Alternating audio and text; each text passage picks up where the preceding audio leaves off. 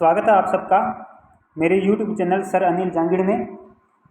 तो जैसा कि मैंने आपको टेलीग्राम पर इन्फॉर्म किया था कि आपके लिए एक ऐसी वीडियो लेकर आऊँगा जो कि आपकी ये जो अर्थशास्त्र विषय है, ठीक है, इसकी तैयारी हम कैसे कर सकते हैं ताकि हमारा क्वेश्चन गलत न हो।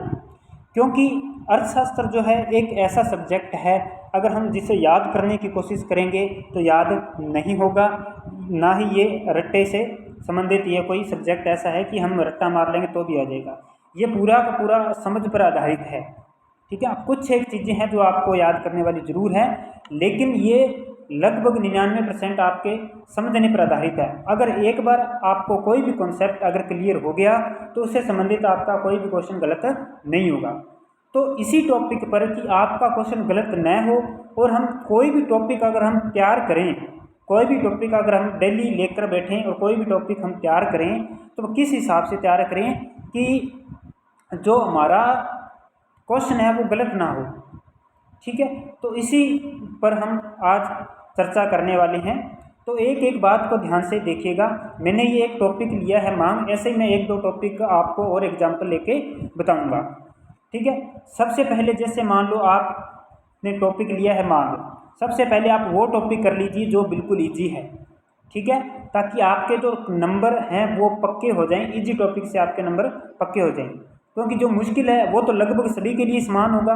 वो ज़रूरी थोड़ी आपसे ना हो पाए, तो हो सकता है किसी दूसरे से भी ना हो। तो जो पहले इजी है वो सारा आप पहले ये तैयार कर लीजिए और इसके बाद में जो थोड़े मुश्किल है ना उनको देखेंगे, ठीक है।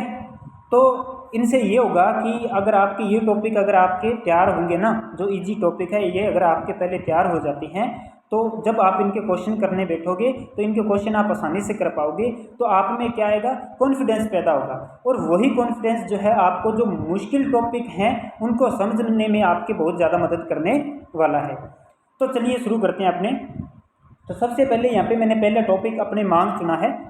तो सबसे पहले आपने क्या करना है कि मांग, आपके पास कोई प्रैक्टिस सेट वगैरह होगा या पिछले सालों के कोई पेपर वगैरह होंगे, या मैंने भी आपको बहुत सारे क्वेश्चन आपको करवा रखे हैं।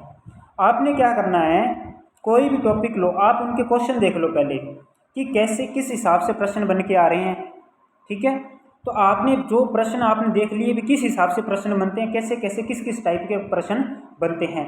फिर आपने क्या करना है, टॉपिक लेना है, उस टॉपिक में आपने अपनी तरफ से खुद से प्रश्न क्रिएट करने हैं कि हाँ इससे ये प्रश्न बन सकता है। जैसे यहाँ पर ये पहला ये है मांग, कि मांग में 3 तत्व सम्मिलित होते हैं, तो डायरेक्ट यहाँ पर प्रश्न बनता है, ठीक है।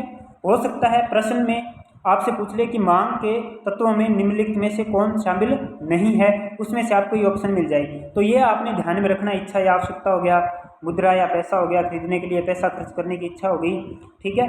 तो इस हिसाब से इसके बाद में हम बात करते हैं। हाँ, एक और बात यहाँ पर मैं बता दूँ कि जहाँ से प्रश्न बनने की ज़्यादा संभावना रहती है, जब आप प्रश्नों को देख लोगे ना कि प्रश्न यहाँ से इस प्रकार बनकर आते हैं, तो डायरेक्ट आप फिर जो टॉपिक आप कर रहे हैं वहाँ से आप डायरेक्ट जो है वही मेन चीज़ पर फोकस करना जहाँ पर प्रश्न बनते हैं।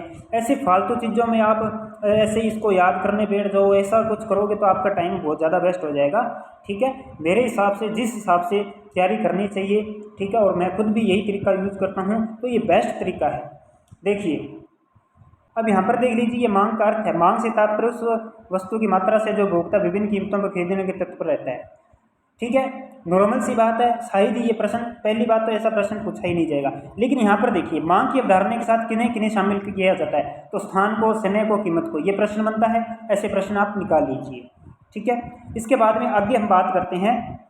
अब यहाँ पर देखिए, यहाँ पर एक तो संयुक्त मांग है, एक व्युत्पन्न मांग है, ये एक सामूहिक मांग है।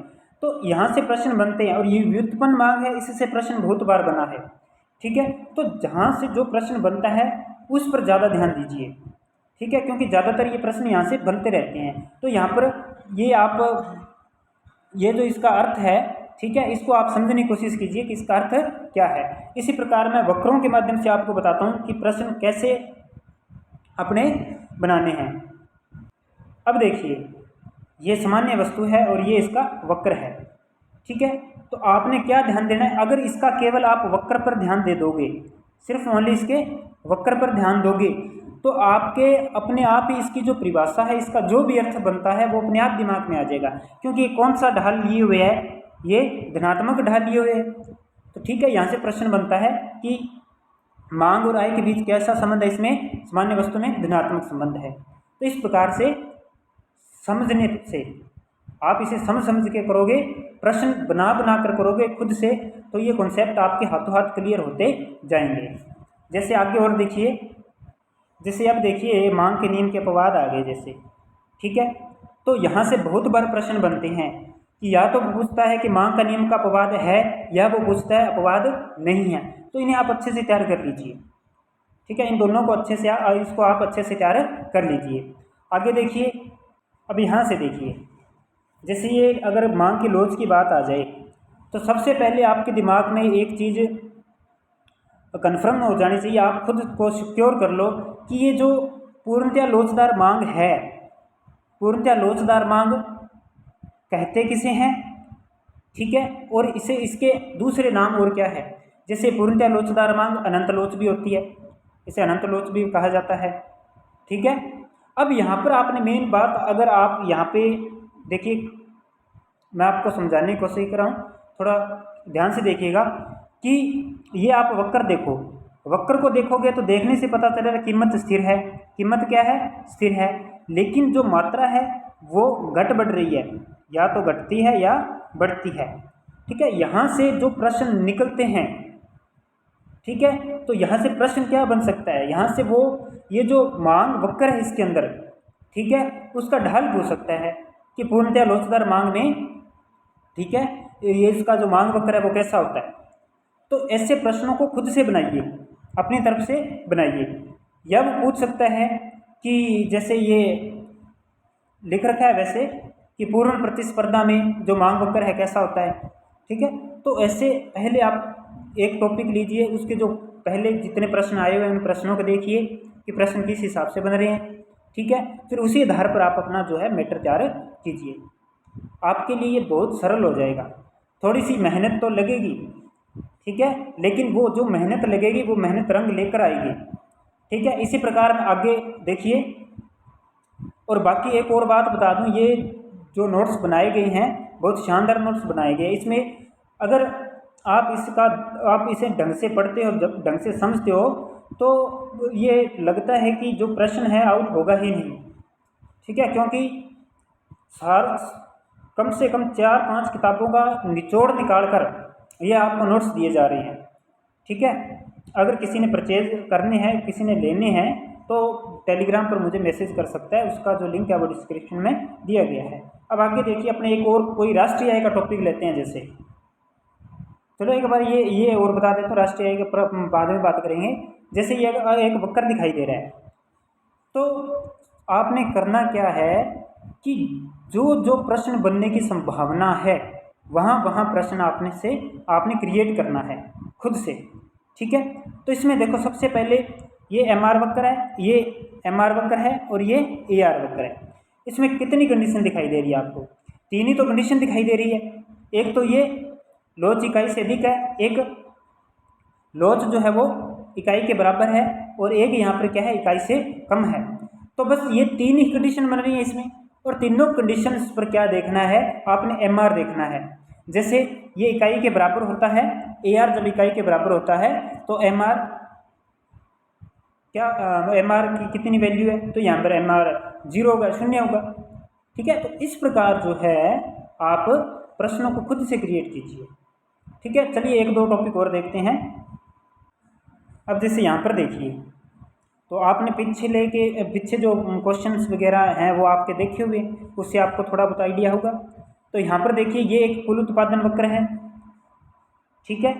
अगर वो इसके संदर्भ में पूछेगा कि जब कुल उत्पादन अधिकतम होता है तो औसत उत्पादन मान लो कि कितना होगा, या सीमांत उत्पादन कितना होगा, MP कितना होगा, तो ये कंडीशन से बना लिया करो, ठीक है। जब औसत उत्पादन बढ़ता हुआ होता है तो सीमांत उत्पादन की वैल्यू कितनी होती है, ठीक है। यानी कि मेरा कहने का अर्थ ये है कि जब आप पढ़ो तो साथ साथ में जो प्रश्न क्रिएट होते हैं, प्रश्न जो बनते हैं, उन प्रश्नों को बनाया करो। अपने पास में कॉपी पेन रखिए और साथ साथ में आप देख लीजिए भी जो भी प्रश्न आपसे बने वो प्रश्न बना लिया करो। बाकी मैं आपको करवा ही रहा हूँ प्रश्न, 10 प्रश्न डेली के चल रहे हैं। माइक्रो शुरू कर रखी है, जैसे ही इसके प्रश्न अपने ख़त्म करेंगे ये सीरीज, उसके बाद में जस्ट मैक्रो के शुरू कर देंगे। और बीच बीच में वैसे मैं सभी मिक्स करवा ही रहा हूँ, कभी मैक्रो के करवा देता हूँ, कभी सारे मिक्स करवा देता हूँ, कभी स्टैटिस्टिक के करवा देता हूँ। तो वो आपके चल ही रहे हैं। उन क्लासेस को देखिए, आपको बहुत ज़्यादा बेनिफिट मिलने वाला है। अगर आप प्रश्न नहीं भी बना पाते हो तो वहाँ से आप प्रश्न देख लीजिए, ठीक है। तो वो प्रश्न आप ज़रूर देखिए, वहाँ से वो क्लासेस को पूरा देखिएगा। तो जो चीज़ मैंने आपको समझाने की कोशिश की है, आप समझे होंगे कि हमने किस हिसाब से इसकी तैयारी करनी है, क्योंकि ये समझने पर आधारित है। अगर हमें पूरा कॉन्सेप्ट समझ में आ गया तो हमारा उस टॉपिक से प्रश्न गलत होगा ही नहीं, ठीक है। तो